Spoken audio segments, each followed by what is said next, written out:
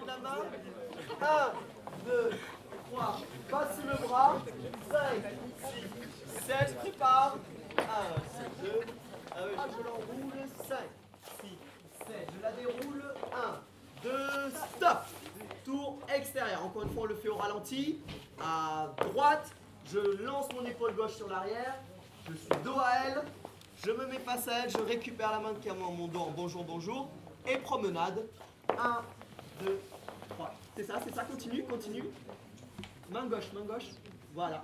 Et là, tu l'enroules sur ta gauche. Voilà, c'est ça. Continue, continue. Et voilà, tu fais la promenade. Yes, changez.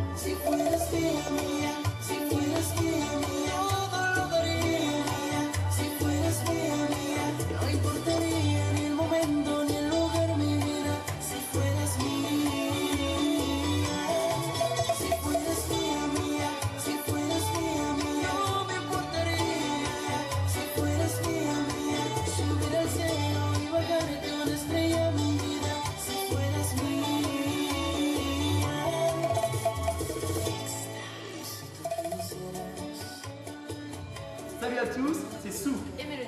On est professeurs de bachata sur Paris. On organise des événements également sur Paris. Voilà, tous les mercredis soirs, on organise une soirée bachata, salsa, kizomba. Et tous les 3 mois, on essaie de faire venir des artistes. On a aussi notre école le jeudi soir.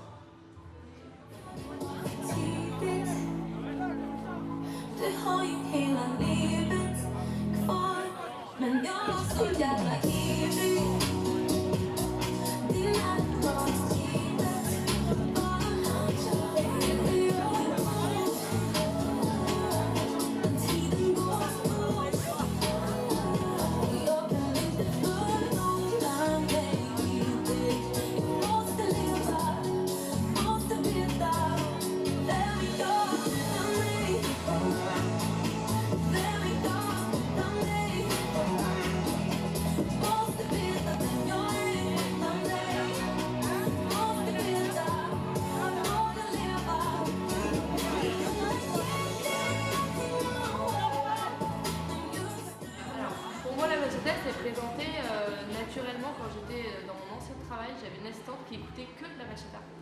Et au bout d'un moment, je lui ai demandé qu'est-ce que t'écoutes quoi? C'est quoi cette musique? Et j'ai tapé sur Google bachata et je suis tombée sur la fameuse vidéo Attaquer la Havana. Et donc j'ai dit waouh, je veux trop faire ça. Et après je me suis inscrite en école. J'ai pris des cours et je suis tombée complètement amoureuse de cette danse.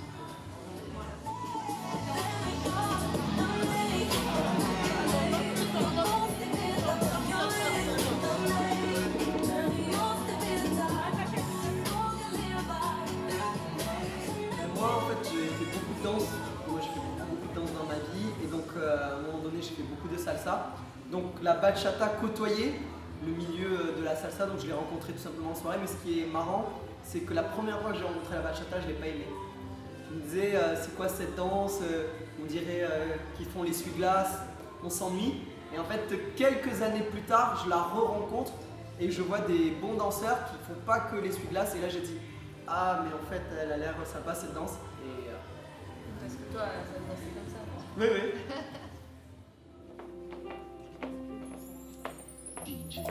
5, 6, 5, 6, 7, et 1, 2, 3, c'est parti, le soleil. Et ça tourne. Sur place. Et sur place. Sur place, on prend le danger. Et 1, 4 temps. 5, 6, 7, 2 temps. 1, 2, 3, je la repousse. 5, 6, 7, et 1,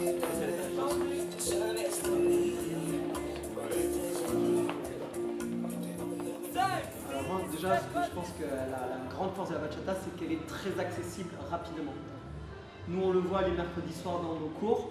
Au bout de un quart d'heure, on peut avoir le pas de balle. Pas forcément bien le danser, mais ça veut dire qu'au bout de 2-3 cours, on peut déjà commencer à s'amuser vraiment en soirée.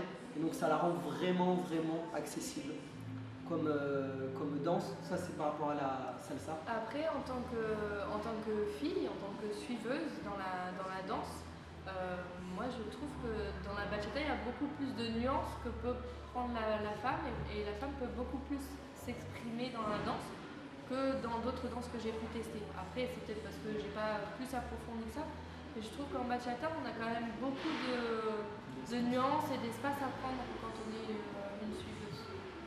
Et aussi comparé à la kizomba, parce que je pense aussi la force de la bachata, en plus d'être facile, c'est qu'elle donne un espace à la fille, elle n'est pas obligée de suivre complètement le garçon. Dans la kizomba, la fille est beaucoup plus restreinte dans ses mouvements et c'est aussi un peu plus intrusif, on est de suite collé en kizomba, tandis qu'en bachata, on a de l'espace, de la liberté et je pense que du coup ça peut plaire à un plus grand nombre. Elle est facile et elle laisse s'exprimer les deux danseurs. Et après, musicalement, après ça c'est c'est mes goûts, mais j'aime beaucoup cette musique. Et avec l'avantage des remixes aussi, c'est que ça la rend accessible musicalement aussi.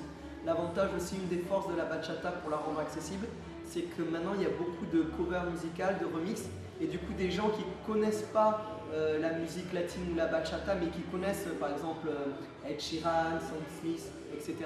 Ils disent ah mais cette chanson je la connais. Tandis qu'en salsa, qui est une musique qui est plus difficile à comprendre que la bachata pour une oreille non entraînée, parce que la bachata elle a un rythme beaucoup plus simple, plus facile à identifier et en plus avec les covers on a une entrée en matière dans la musique qui peut faciliter l'entrée de la bachata.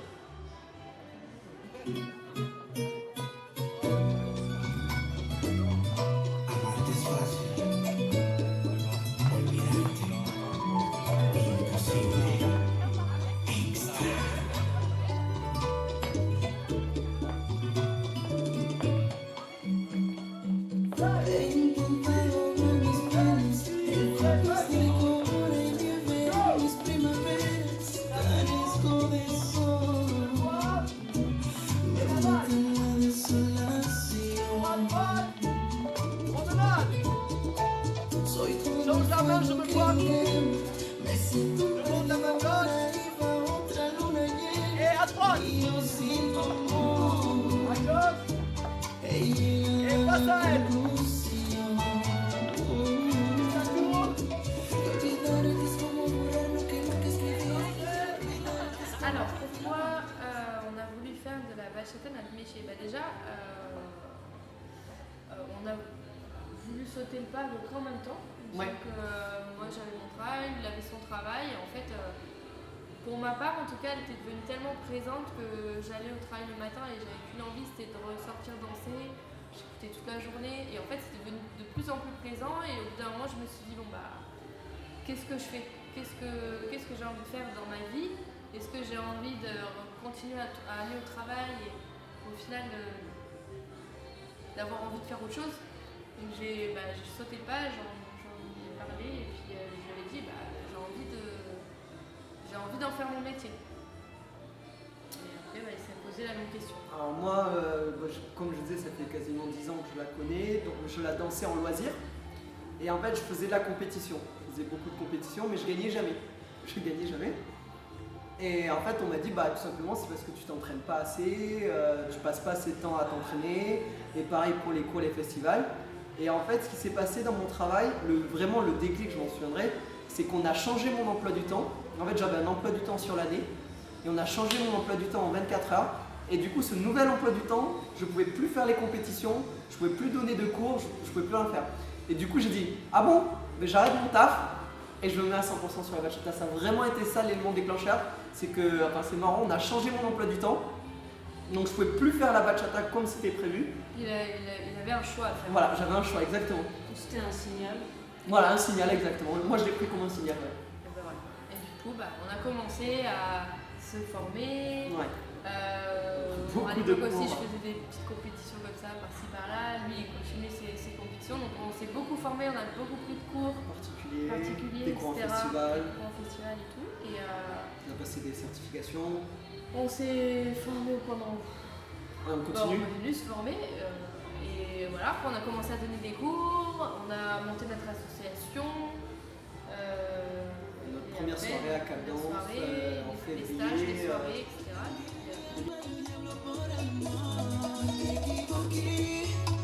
Una vez más, y aunque quisiera ya no hay marcha atrás. Debo aprender a continuar y a ser más listo a la hora de amar. Me equivoqué por no escuchar cuando decían vas a fracasar. Me equivoqué. Una vez más.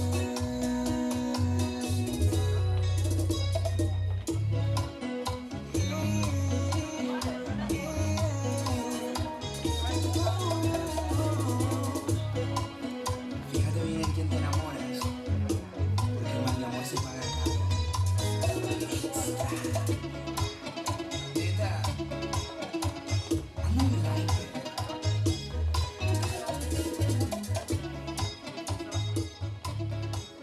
Donc bonjour, je m'appelle Pascal, je fais de la bachata depuis maintenant 2 ans et j'ai découvert ça mais vraiment par hasard. C'était une voisine voulait tester des soirées de salsa. Je l'ai accompagnée même si j'avais essayé il y a déjà plusieurs années la salsa, j'avais pas trop aimé. Et finalement je suis allée à cette soirée salsa, j'ai dit bon pourquoi pas essayer, j'ai pris un petit pass, un petit abonnement. Et puis il y avait aussi des cours d'un truc qui s'appelait bachata et j'avais jamais entendu ce mot de ma vie. Et je suis allée tester le cours de bachata. Et finalement, je suis restée au cours de bachata, je ne suis plus retournée au cours de salsa. Et quelques temps plus tard, je suis tombée dans le cours de Souhait Mélodie. Et alors là, ça a été pour le coup, je pense que c'est là que le poisson a été ferré, ils m'ont accroché. Et je suis tombée vraiment à pieds joints dans la bachata. Et en 6 mois, je ne prenais pas un cours, j'en prenais 2. L'année d'après, je prenais 4 heures de cours par semaine. Je faisais les soirées, ils ont lancé la soirée du mercredi des ITC. Et je me suis mise à faire des festivals et la bachata, d'un coup, en même pas 1 an, a pris une place juste monumentale dans ma vie. Et voilà, et m'apporte énormément de bonheur. Nunca se preguntaba por qué nunca he dicho nada. Es que usted es tan bella que hipnotiza mis palabras. Dígame nuevamente que lo nuestro es peligroso. Ni pregunte qué siento, lárguese y déjeme solo. No sea tan inocente, señora, no la voy a sacar de mi vida. Sáqueme de la... C'est parti déjà d'une blague avec un ami leader, du coup, et forcément quand on discute, on se raconte un peu les histoires de « ah oui, les garçons font tout ça », et puis les garçons me disent « oui, mais tu sais, les filles font tout ça », donc il y a un peu comme ça des discussions amicales où on se plaisante. Et cet ami me disait « oui, mais si tu étais leader, tu verrais que c'est pas si facile, tu verras quand tu seras leader ». Donc l'idée a commencé à germer un peu de ça. Elle a germé aussi pour une autre raison qui est que ça arrive quand même assez régulièrement dans des soirées qu'il y ait plus de filles que de garçons. Donc parfois, je trouvais un peu dommage d'être 2 filles debout côte à côte, manifestement avec envie de danser, et juste il n'y en a aucune des 2 qui est capable de leader un peu pour se faire plaisir. Donc du coup, il y avait aussi ce côté, pourquoi les filles ne seraient pas là aussi pour compenser le manque de parité. Il y a quelque chose que j'ai découvert du coup en faisant ça, c'est que c'est aussi un plaisir de danser avec les filles qui sont mes amies. En fait, c'est comme la danse c'est un partage, j'apprécie aussi de pouvoir partager une danse avec mes amies filles et même avec les amis garçons du coup qui me demandent aussi d'être leader pour eux. Donc du coup, ça m'arrive de guider les garçons. Et la dernière chose, et vous parliez de la pédagogie de Souhait Mélo, et là-dessus, ils sont vraiment très très ouverts à dire vraiment, voilà, il y a un rôle de leader, il y a un rôle de follower, et chacun est libre de faire ce qu'il veut.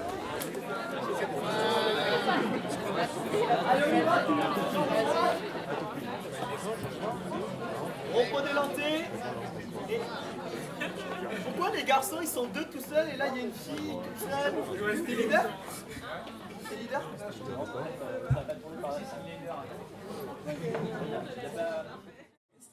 Puedo ser que te vas y no sabes el dolor que has dejado junto en mí. Te has llevado la ilusión de que un día tú fueras solamente para mí, oh, para mí. Muchas cosas han pasado, mucho tiempo, fue la duda y el rencor que despertamos al ver que no nos queríamos.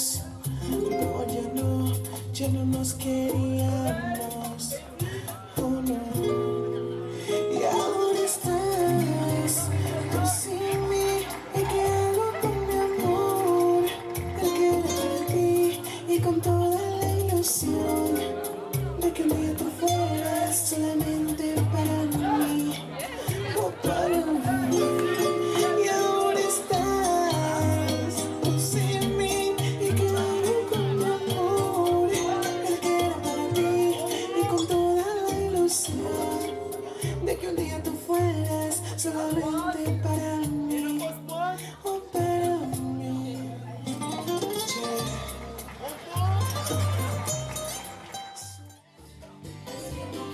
Nunca de varias mujeres, solo quiero enamorarte. Pero de varias veces quiero más seguro. Darte lo que me mereces y que crees que soy un amor. Solo quiero enamorarte, sentir que me perteneces y que tú no se me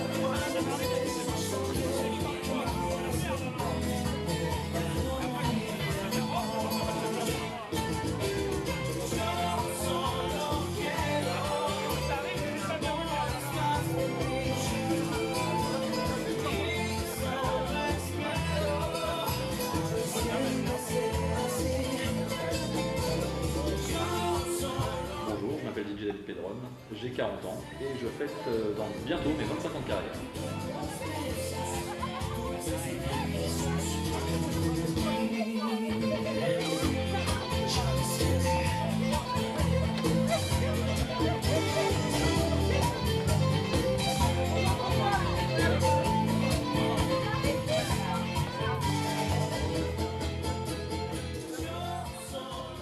Quand j'ai rencontré Mélodie, j'étais DJ dans un petit bar à Bastille, ça s'appelait le Village Latino, qui était organisé par Nazem. Je l'ai rencontré là. Sou, je l'avais rencontré quelques années avant, ils ne travaillaient pas encore ensemble. Ils ont commencé à bosser ensemble quelques années plus tard et j'avais promis à Sou le jour où il voudrait vraiment se lancer en tant que professionnel, c'est-à-dire qu'il a vraiment arrêté son cours pour faire de la bachata. Je lui ai dit je t'aiderai et je l'ai dit, parce qu'aujourd'hui on est toujours ensemble.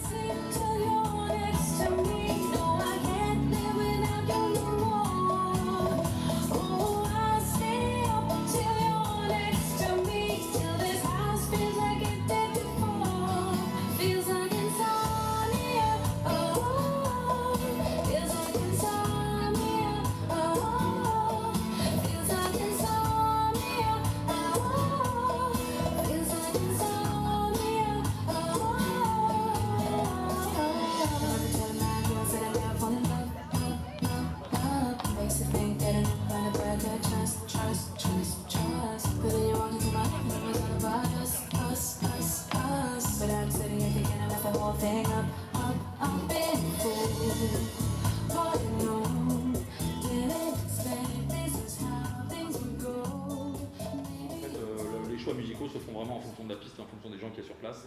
Je veux dire, je peux très bien imaginer une playlist dans ma tête et ce ne sera pas du tout ce que je vais faire en soirée parce que le public ne sera pas adapté à cette playlist. Donc forcément, je vais adapter ma playlist en fonction du public.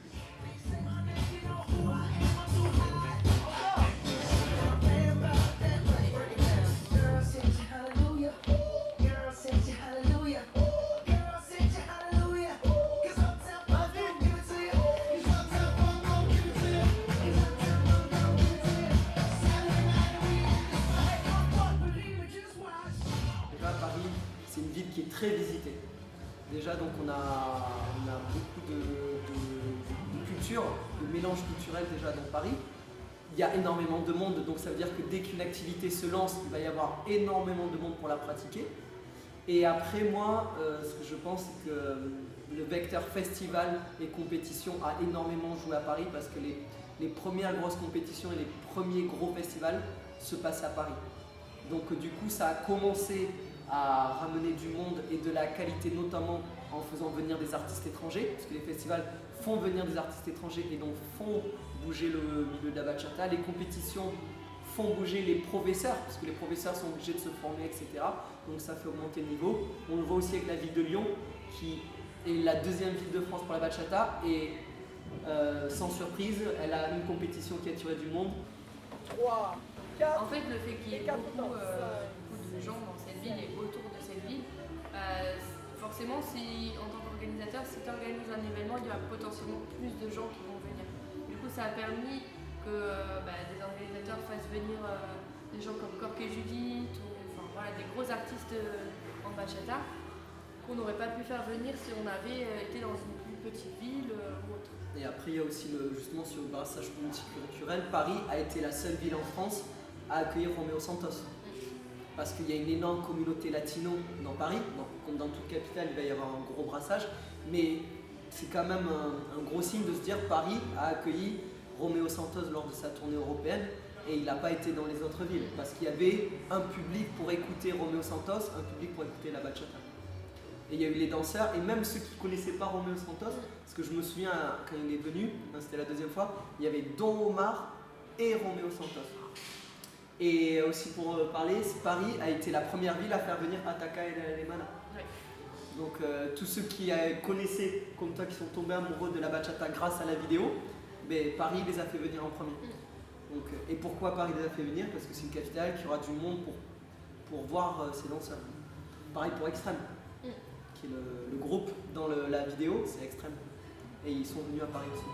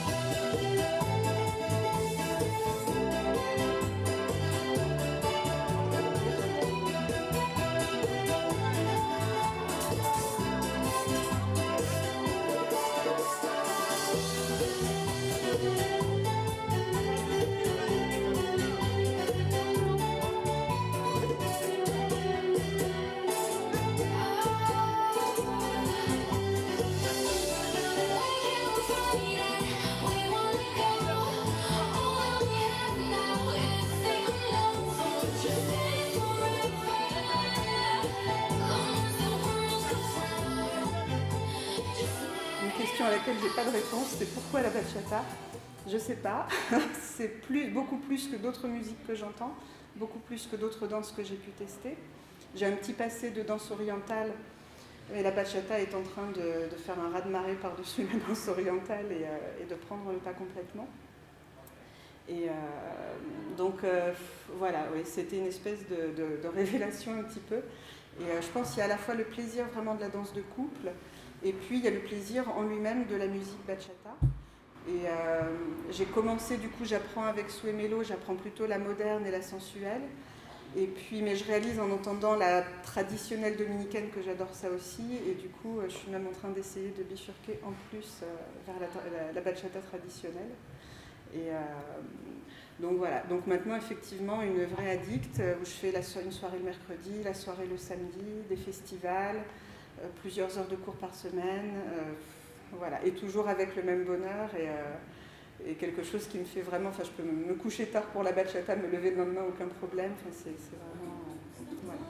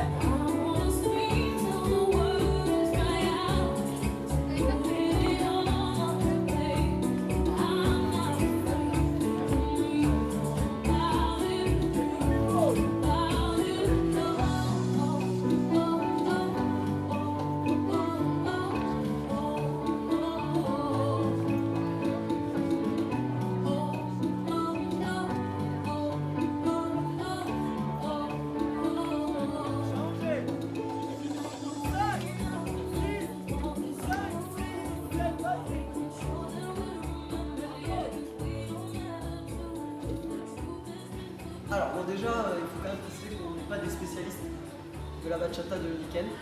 Donc on a un avis, mais qui n'est peut-être pas aussi précis que les spécialistes. Pour moi, le principal différence, ça va être la musique. Ça va être la musique, et la musique va entraîner des différences au niveau de la danse, puisqu'on va interpréter cette musique différemment. Donc la bachata dominicaine se caractérise par donc, ces 5 instruments traditionnels, et donc avec une rythmique assez marquée. Donc le bongo, ça c'est normal, mais la guera notamment, et aussi les guitares mélodiques qui vont jouer les croches. Et donc on a l'impression que la bachata dominicaine va plus vite que la bachata moderne, parce que cette guitare va jouer énormément de notes, et du coup souvent les gens pensent que la bachata dominicaine va plus vite, mais en fait si on écoute le bongo, elle ne va pas beaucoup plus vite que la bachata moderne. Mais en fait c'est ça qui va rendre l'interprétation beaucoup plus, on va dire, rapide de la bachata dominicaine, parce qu'on a cette guitare qui va jouer énormément de notes. Ça c'est pour moi la première grosse différence, c'est la musique. Moi, pour résumer, en gros, la bachata dominicaine, on va danser sur les instruments, alors que dans la bachata sensuelle, ou même moderne, ou plus sensuelle, on va plus jouer sur la voix. La voix va être beaucoup plus dominante par rapport aux instruments, alors qu'en bachata dominicaine, la voix elle est un peu en arrière-plan, et on va beaucoup mettre en avant les instruments.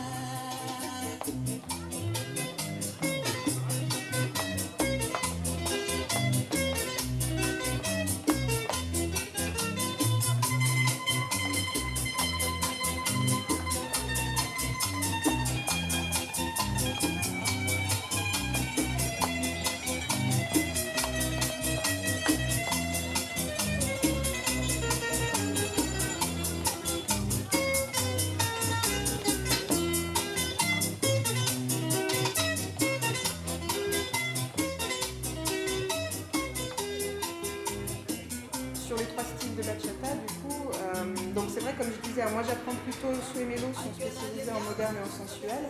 Donc, alors déjà, comme souvent ils expliquent, c'est la moderne, c'est plutôt avec des passes, je crois que ça vient plutôt de la salsa, etc.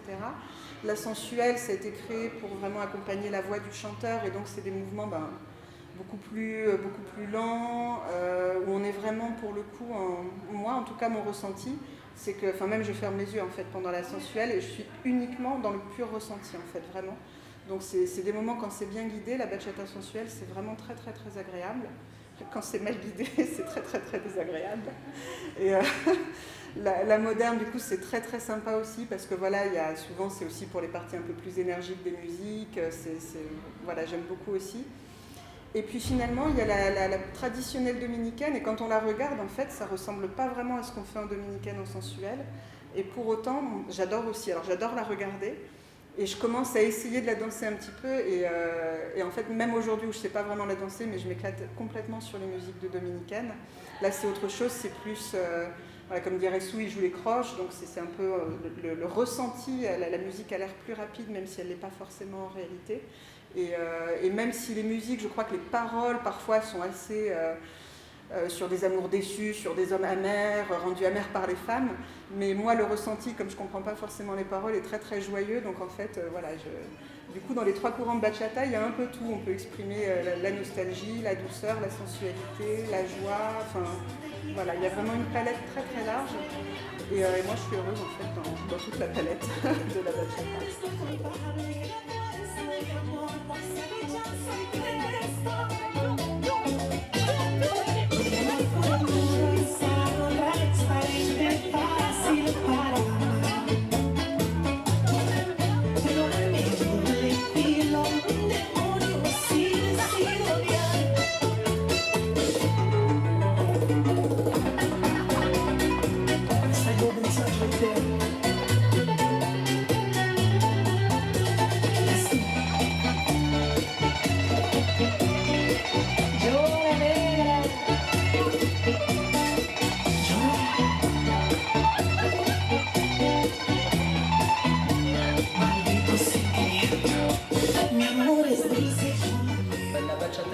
Transformé musicalement, et la danse a changé, c'est-à-dire qu'on a eu la bachata traditionnelle avec ses instruments.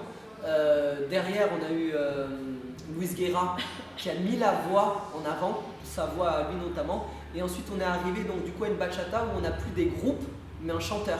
C'est vraiment ça qui a transformé la bachata. Au début on avait des groupes de bachata et ensuite on a eu des chanteurs. C'est pour ça qu'on a des stars comme Johnny Sky, Romeo Santos. Romeo Santos c'est plus vraiment un groupe, c'est un chanteur star et derrière un orchestre qui l'accompagne. Avant on avait vraiment un orchestre qui accompagnait et puis comme je dis les chanteurs traditionnels ils jouent souvent de la guitare qui les accompagne, donc cette guitare est très présente et va donner l'impression d'aller plus vite. Et il y a aussi le fait que comme cette musique a une influence africaine et cette guitare, c'est pas l'habitude des gens des oreilles occidentales qui n'ont pas l'habitude de cette polyrythmie. Ils ont l'habitude, les oreilles occidentales, de une ligne de rythme simple et une voix. Ça c'est clairement la musique occidentale, tandis que les rythmes africains, notamment avec la salsa et la bachata, le merengue, on a énormément de rythmes et peu de voix. Et donc c'est ça qui fait la différence aussi pour que les occidentaux aiment moins la dominicaine. C'est pas qu'ils l'aiment moins, c'est qu'ils n'ont pas appris à aimer ce type de musique.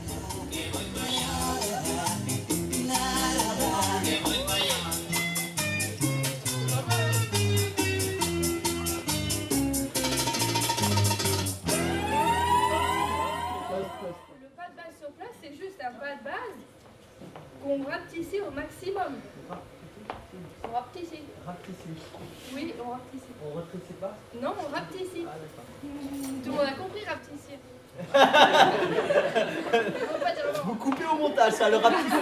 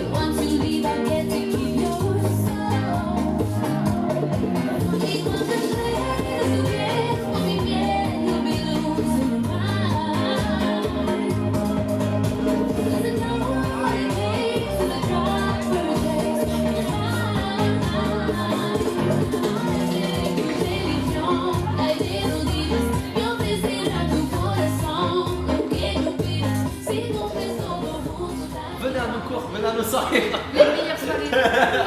Non, tester la bachata. Après, nous, on dit découvrez la dominicaine, parce que nous, on est spécialisé dans la moderne. Mais découvrez la dominicaine, c'est vraiment intéressant. Autre petit point vraiment technique, c'est le travail de la hanche. On n'a pas le temps de l'expliquer. Après, en termes de danse, effectivement, c'est une autre énergie. C'est différentes techniques, en fait. Ça n'a rien à voir. La bachata sensuelle, on va la danser de manière beaucoup plus aérienne, alors que la bachata dominicaine, on va beaucoup plus être dans le sol. C'est vraiment, c'est des codes différents. C'est quasiment pas la même danse. Hein. C'est quasiment pas la même danse. Il faut le dire par rapport aux puristes. C'est vrai que la bachata moderne, c'est quasiment plus la bachata comme elle s'est faite à ses débuts. Quoi. La main vers le creux du coude, sinon ça va, elle va sentir que c'est bizarre notre partenaire. Et je jette la main. 1, 2, 3, et c'est fini.